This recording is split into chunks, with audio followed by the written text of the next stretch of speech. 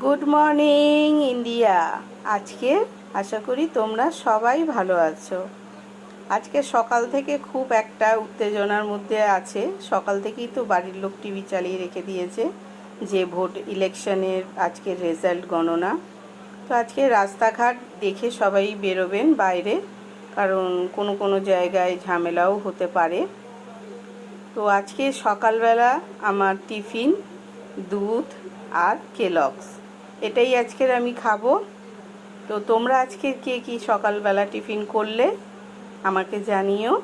আর আমার চ্যানেলকে যদি ভালো লাগে প্লিজ সাবস্ক্রাইব করো, লাইক করো, শেয়ার করো, কমেন্ট করো। Thank you.